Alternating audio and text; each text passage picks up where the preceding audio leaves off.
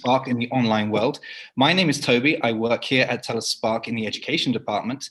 And today I have such a huge treat for you because we are joined by a guest from Yamnuska Wolfdog Sanctuary. Alyx, are you there? Hi guys, how's it going? Hello. Wow, I can't help but notice you are joined by a couple of other guests. Do you want to introduce those? Absolutely, yeah. So I am in here with our Yamnuska pack. So our Yamnuska pack is the first pack that kind of started off the sanctuary, hence the name Yamnuska Wolfdog Sanctuary.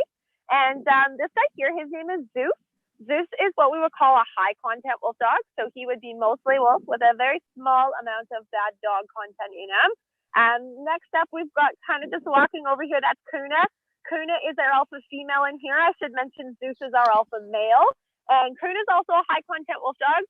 That lady over there, she is the reason why we're here today. She was the first wolf dog that the owner of the sanctuary, Georgina, ended up getting and was the inspiration as to why the sanctuary was started. Next up, we've got just snoozing over by the tree just behind me. That's Nova. Nova is another high content wolf dog in here, and he's mostly Arctic wolf, so he's really cool to see. The other guys in here are going to be mainly gray wolf. And then we've got way over by our little structure there. That's where we run our interactive tours. We've got Nikki. We'll pan over to Nikki. Nikki is actually a low content wolf dog. So low content meaning she's mostly dog, which is a small amount of wolf content in her. A little bit odd that she's paired in here with a bunch of high content wolf dogs. But Nikki was actually, she came along when the sanctuary was first getting started, and she grew up with these guys. So she has kind of learned how to be pretty good at communicating with them. So really nice to get to see the difference between the low content and the high content. You can see with Kuna and Nikki standing right next to each other there. There's one other wolf dog in here. We may or may not see her. She's a little bit more on the shy side. Her name is Ilva. And she is, oh, there she is, way over in the back there. Ilva is one of our newer residents. She's been with us for almost a year, and she is probably about a year old now. That is awesome. Wow, they are absolutely huge. We're getting tons and tons of comments in from Laura, Beth, Erin, just astounded with the sheer size of these wolf dogs.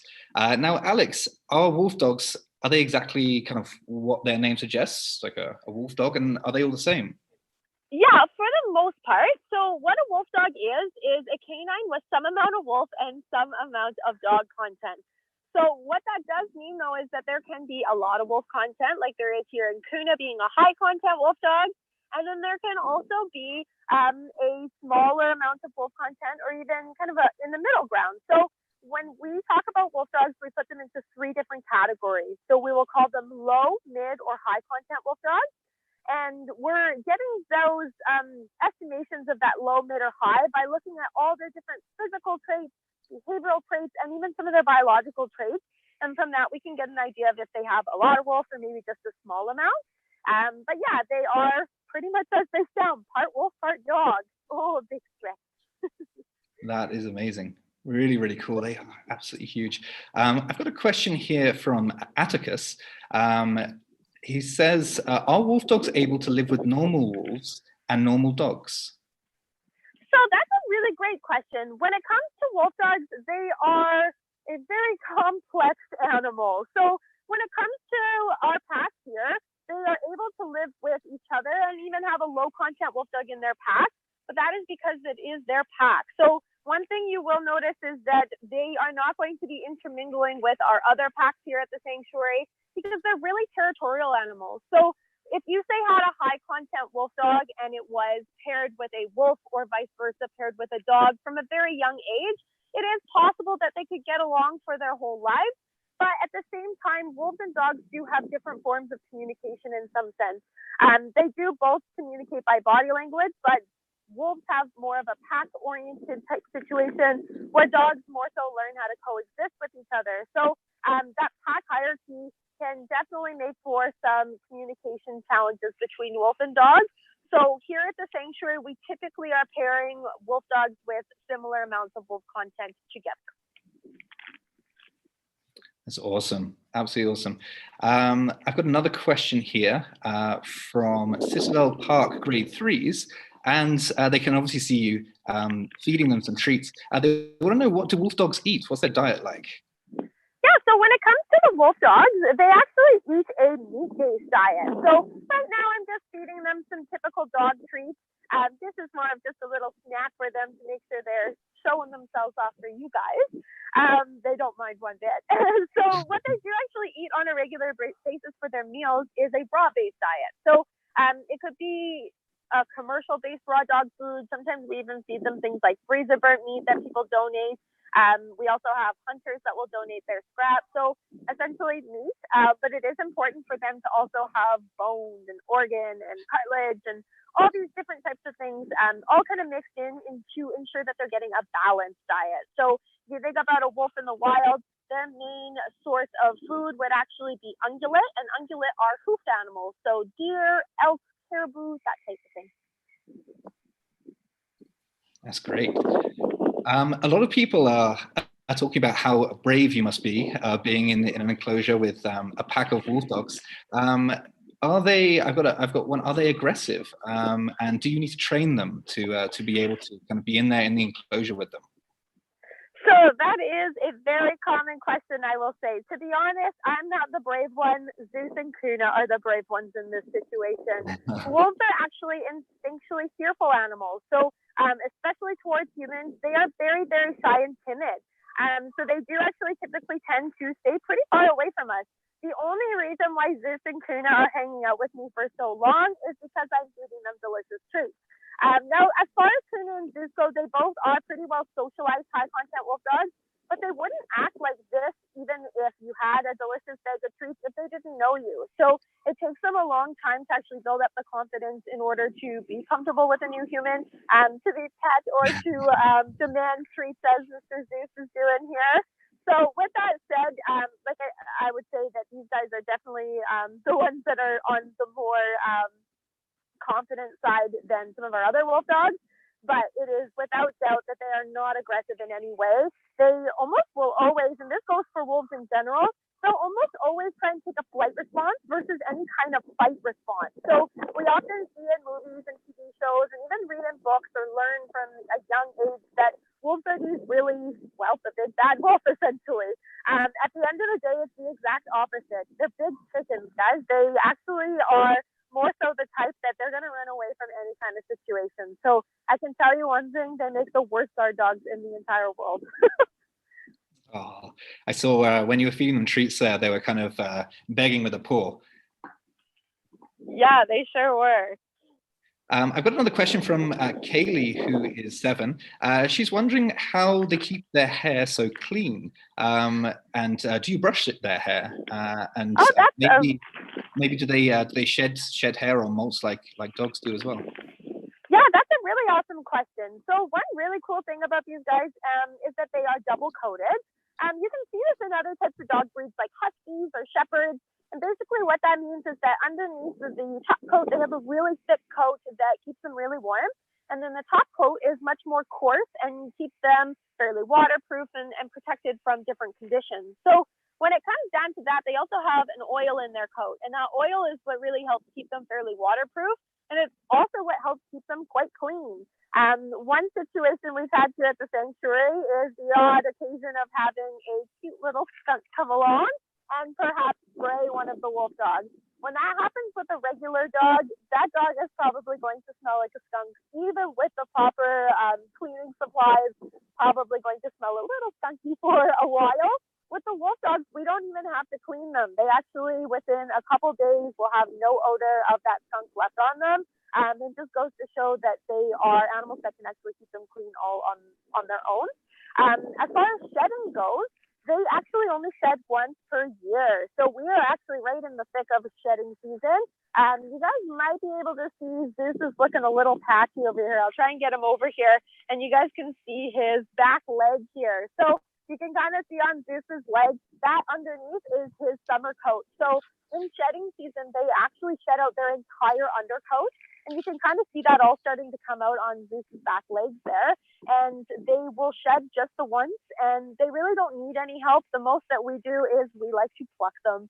So we will occasionally pluck out the fur for them. I like to joke and compare this to the magic trick where you grab a scarf and one scarf keeps coming and coming and coming and it's never ending. That's what their setting is like. It's a little bit different from a dog where you take one tuft and you're just taking a bunch of tufts out.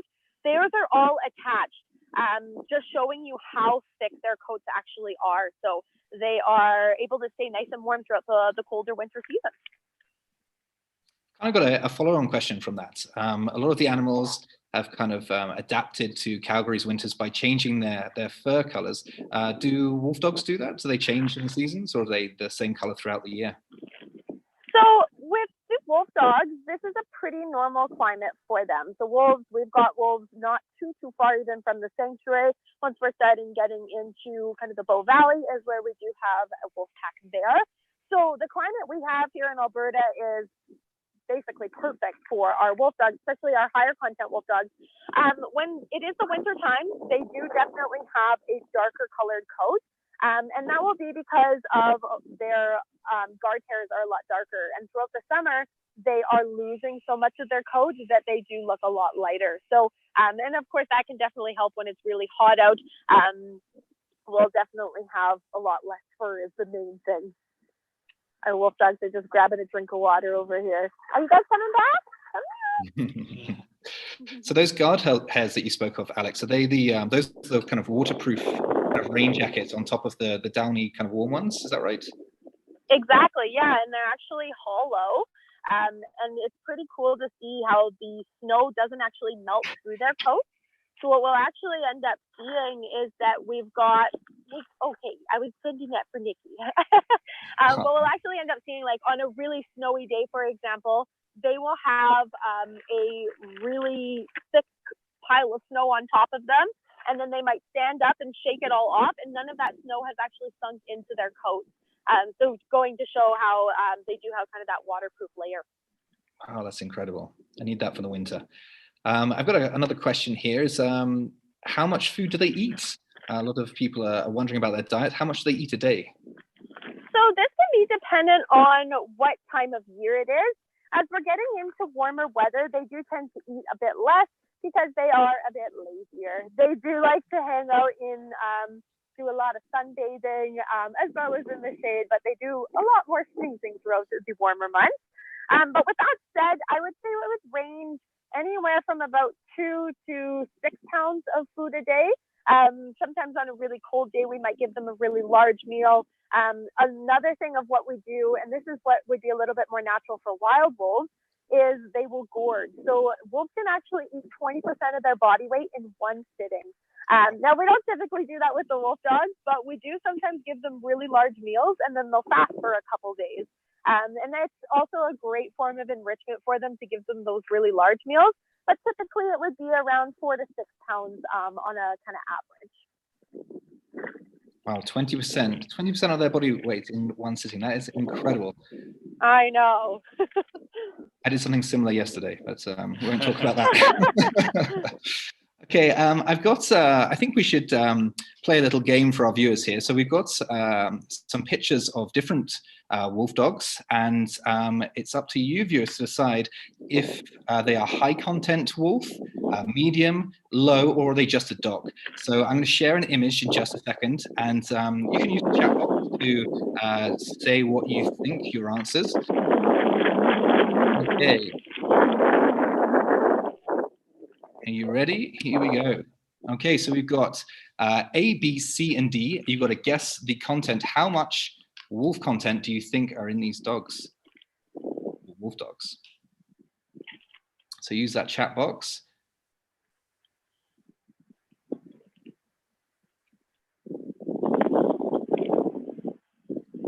So while you guys are all guessing, I'll give you the hint. Look at the two in front of me here. They are high content wolf dogs. So check out some of the different physical features you see on them and compare them to the picture. So you can look at their ears, maybe their tail, maybe even their fur or color. All right, you guys ready for the answers? We've got Astra that thinks that A is completely a wolf. We've got Laura that thinks B is most wolf-like. Beth says that A is high, B is high, C is high, and then D is low. Liz says B is more wolf-like. Laurie, she's got A is 50%, B is 70%, C she thinks it's 100% wolf, and then D is none. Okay, guys, we're gonna have a look at the answers here. 3, 2, 1. But okay, so A was mid-content. So Alyx, is that around 50% or is that low? Yeah, so around that. We don't typically use percentages because we're not using a DNA test. So it would be approximately around there, though. So this is purely based on their physical attributes. So B was low, so that's more dog content than wolf content. C was the highest in the snow there. And then D was a dog. And Alyx, do you know what kind of dog that is? What breed of dog that is? Yeah, so that is actually our gift shop breeder, Skookum. And Skookum is a giant Alaskan Malamute. Actually, a really cool thing about Skookum is that he weighs way more than the Wolfdog. He weighs close to about 160 pounds, and he is almost just as tall as Kuna. Kuna weighs about 80 pounds, to put it in perspective for you guys. So it's pretty incredible, the difference in their body structures. They are much more lean, much longer, kind of skinnier legs, where dogs will have bigger bodies and shorter legs. Much more stocky. Awesome. Okay. So I've got a question from Addy here, saying, do they ever have babies at the sanctuary? Do they breed? So we are strictly a rescue here at the sanctuary. So because of that, we do actually spay and neuter all of our animals. So they don't have any puppies. There's been the odd situation where we've had a younger puppy come in and been transferred from another facility. However, we don't breed whatsoever, so we've never had any puppies actually born here at the sanctuary. That's great. And I've got a lot of people saying, like, I want one, I need one. Do they make good pets, Alyx? So as beautiful and amazing that these animals are, they are really just not very good pets. The big thing with a wolf dog, and of course this is dependent on how much wolf content is in them, on how extreme their challenges are going to be, rather. But the more wolf content that they have, the more instinctual they're going to be in their behavior. But even with a low content wolf dog, they still have instinctual behavior that you would see in something like a wolf that's using that to survive out in the wild. So it's unfair in a lot of situations to try and have a wolf dog as a pet. Some of the lower content wolf dogs are actually suitable to be rehomed. However, it's still not the best idea to go out and support the breeders that do produce them, because unfortunately, a lot of wolf dogs do end up in situations where they're displaced because people get them thinking they're going to be really cool and awesome. And they do have a lot of challenges. They tend to be master escape artists. They can scale 6-foot fencing without a problem. We've got pretty extensive enclosures here at the sanctuary to ensure everyone is safely contained. As well, they're quite shy and timid. So especially like I was kind of saying at the beginning, when it comes to especially the higher content wolf dogs, they're not aggressive at all. They typically want to run far away from you. They won't even come and take a treat out of your hand if they don't know you well enough. So we got some set rolling going on here. So yeah, with that said, I mean, wolf dogs really are not the best pets in the entire world. It's really important for people to understand the challenges that they come with, and understand that they're very different from a regular dog. Oh, that's so sweet. That is great. I've got a few more questions. People obviously want to come and see these, Alyx. Is the sanctuary open? And if not, when will you be reopening?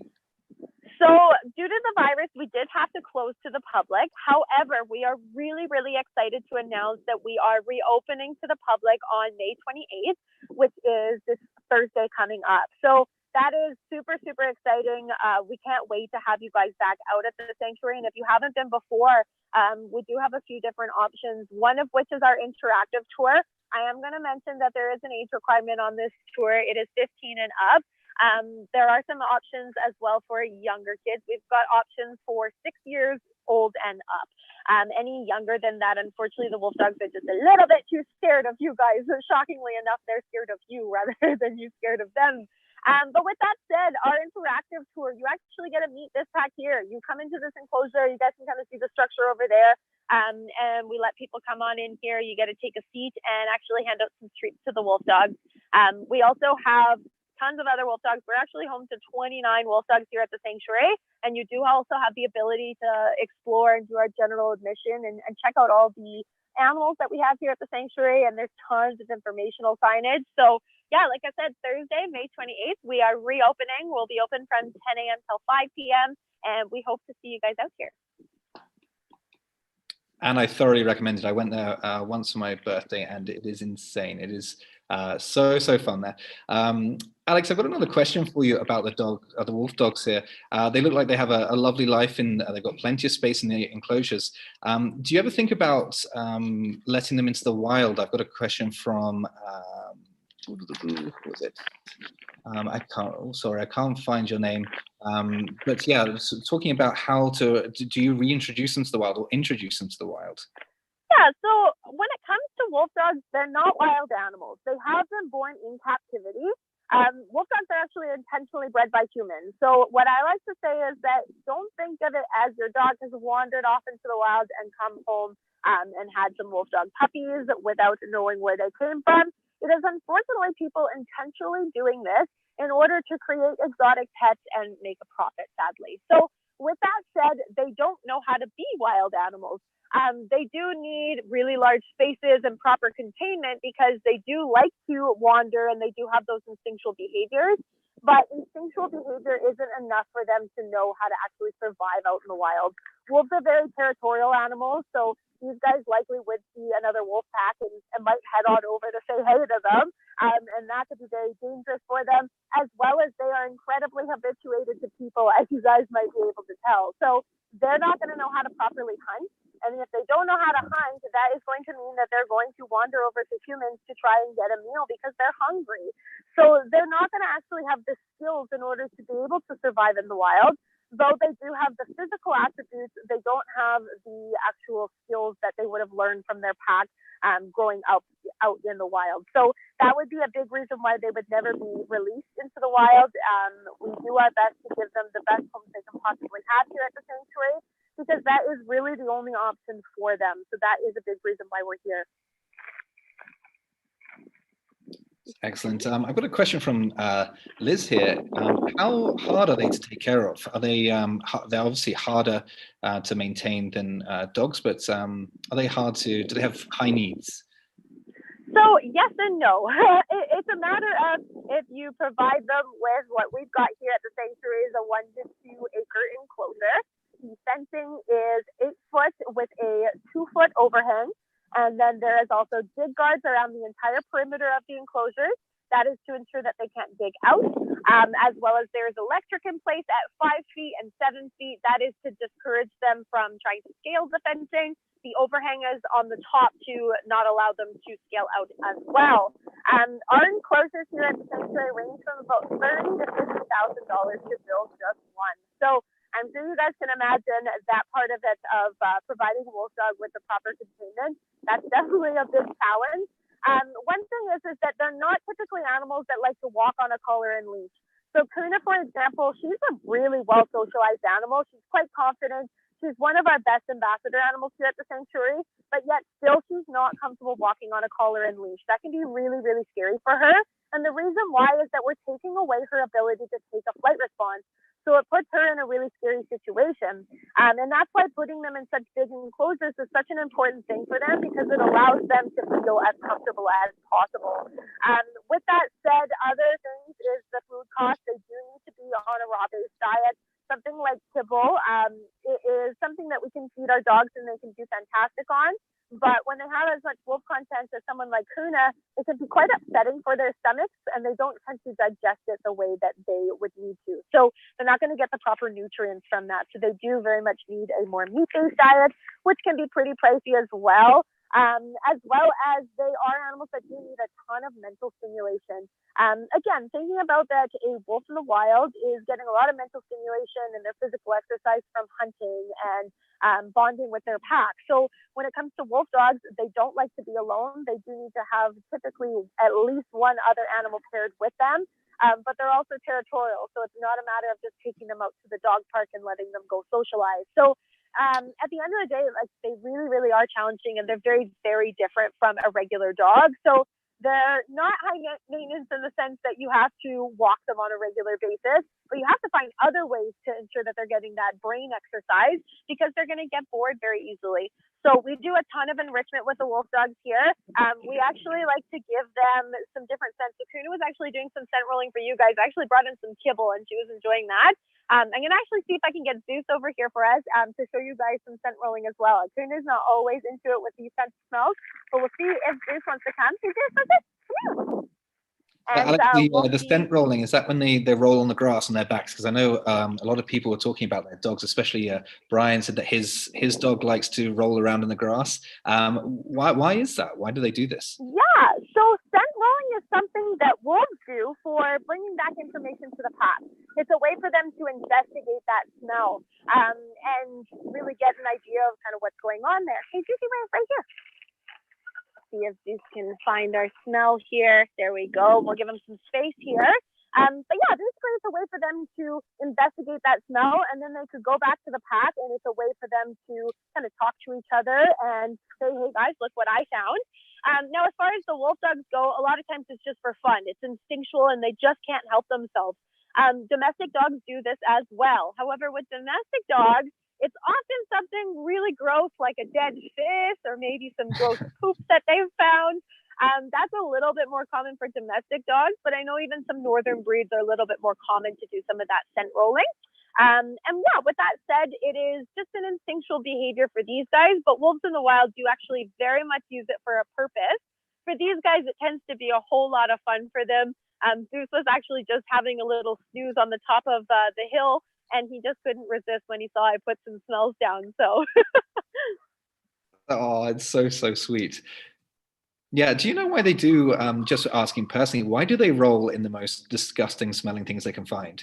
Do you know that, dogs?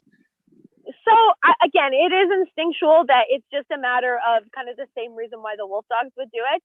The wolf dogs do also roll in poop and dead fish and things like that, that they're, it's just something that it's a smell that they're not used to or they're not familiar with. And it's a way that they just can't help themselves almost. So again, like if you think about an example I like to use for wild wolves to give you an idea why they might be doing this, is if we had a wild wolf that's moving along and maybe find some deer scat. They might roll in said deer scat, and they could go back to the pack and say, hey guys, lunch is around the corner. And so it's a way for them to really communicate with each other. And with dogs, because they have likely descended down from either wolves or they are the same species, so they do have some similarities, it does result in them having some of those instinctual behaviors that still stick around. Right. And correct me if I'm wrong, do dogs, or all kind of breeds of dogs, have they all descended from grey wolves? And if so, how are they different? Do some have more wolf content in them? And others say like a Chihuahua or a Great Dane. How are they different in that regard? Very good question. So there's not actually any confirmation that all wolves, or all dogs rather, descend down from wolves. But with that said, they are the same species and they are fully able to interbreed. So there is a chance that they very much have descended down from wolves, but it's tough to say if all dog breeds have descended down from wolves. Who knows? There could be another canine species that maybe we don't know of yet that all maybe wolves and dogs both descended down from. It's one of those things where it's not concrete proof, but there's a very good chance that many of our domestic dogs have descended down from wolves. However, that would take a very, very long time. So the domestication of dogs is not just a few generations away. So when we're talking about wolf dogs, even low content wolf dogs, they might be maybe 5 generations away from having a wolf parent.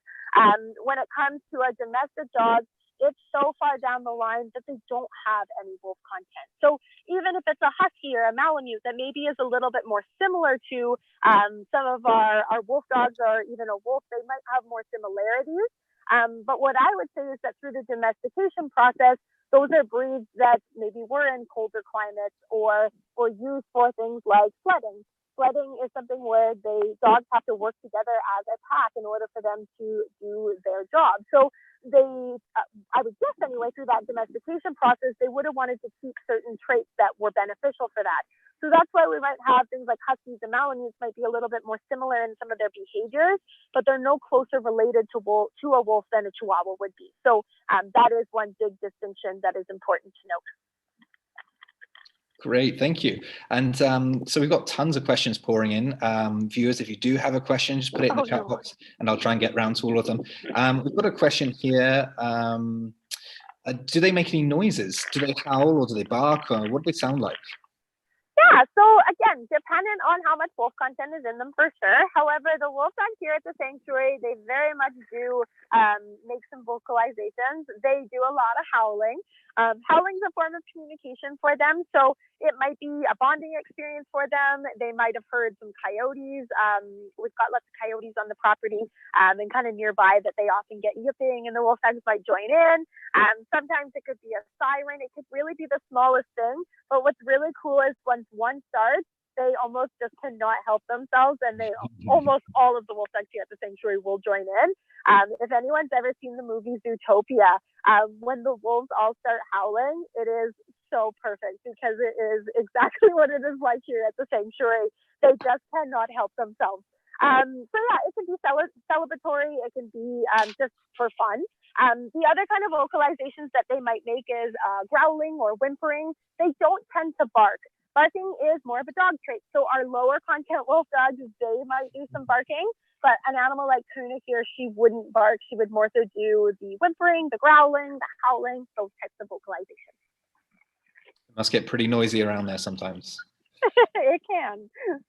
I've got a question here, and where do the wolf dogs sleep? Do they make their own kind of dens like a wolf, or do they have designated places where they can kind of go and shelter?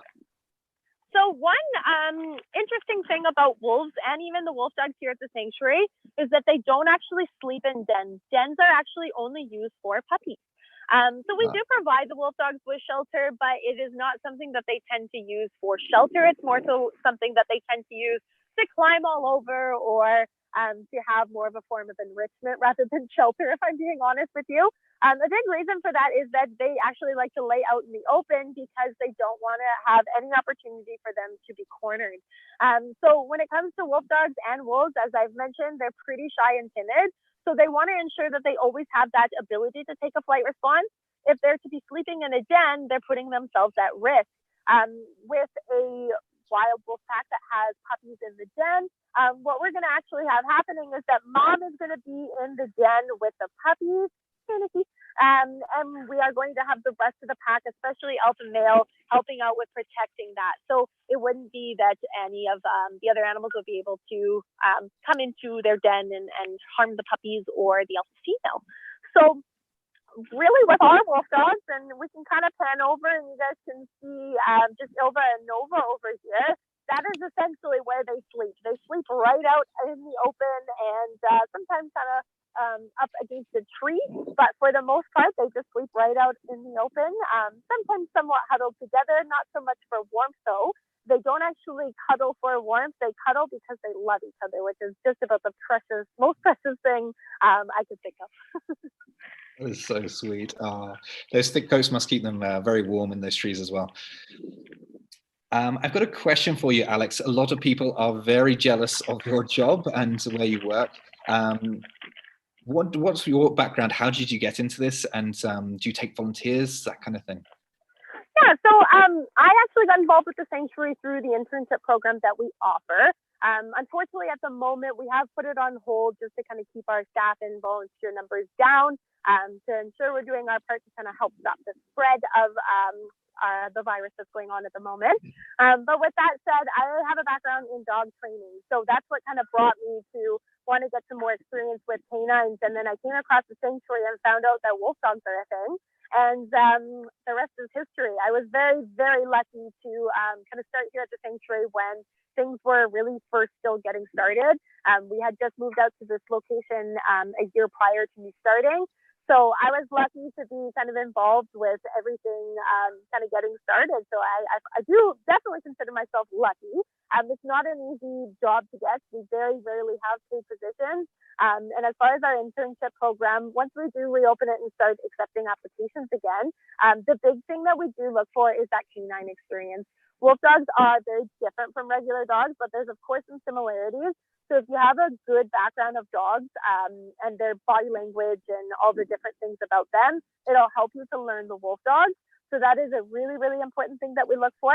And then other than that, it's also a matter of, being comfortable talking to people. Another really big aspect of our volunteer program that we do is running our educational tours. Which, like I said, we're going to be able to start up again, which is really exciting. We love to educate the public, and it's probably one of the biggest parts of the internship that we offer is that educational side of things. Excellent, thanks. And as I said, I was lucky enough to go on one of your educational tours. It was fantastic. And do you have a coyote dog? Is that? Yeah, so we have Rango here at the sanctuary. Rango is actually a high content koi dog, meaning he is part coyote with a small amount of dog content. It's honestly the same thing as a wolf dog. It's just much less likely, especially here in Alberta. Sadly, coyotes are not seen as the most beneficial and loved animal here. But coyotes are still very, very important to our ecosystem, and oftentimes are pretty misunderstood. Rango here at the sanctuary, he is our very unique little dude. He is our only koi dog. He's different in the sense that he prefers to be alone. So he doesn't really like other canines all that much, which is a little bit more common for coyotes. They do tend to be a little bit more on the solitary side, where wolves are very much pack oriented. So with that said, Rango is a very sweet little dude, and he is great for kind of showing people that coyotes aren't the pests that sometimes people think that they are. Hello, thank you. I can see she's kind of pouring at the food. Is that Kuna? Yeah. I've got a question here. Do they do tricks? Can you teach them how to do tricks like dogs? That's from Kenna. Yeah, so in some sense, you can definitely train a wolf dog. You can teach them to do tricks. However, it is on their own terms. So we can give it a go with Kuna here. We'll see if she wants to do maybe a touch for us. We'll stand up for this one. The biggest thing with teaching a wolf dog a trick is that you need something in return. So when it comes to wolf dogs, good girl, Kuna, they're only doing it because there's a reward for them. If I ask Kuna to do that and I don't have a good enough treat, or maybe I don't have a treat at all, Kuna is going to walk away and be like, I don't care. So they're a little bit more similar to cats, I like to say, in that sense.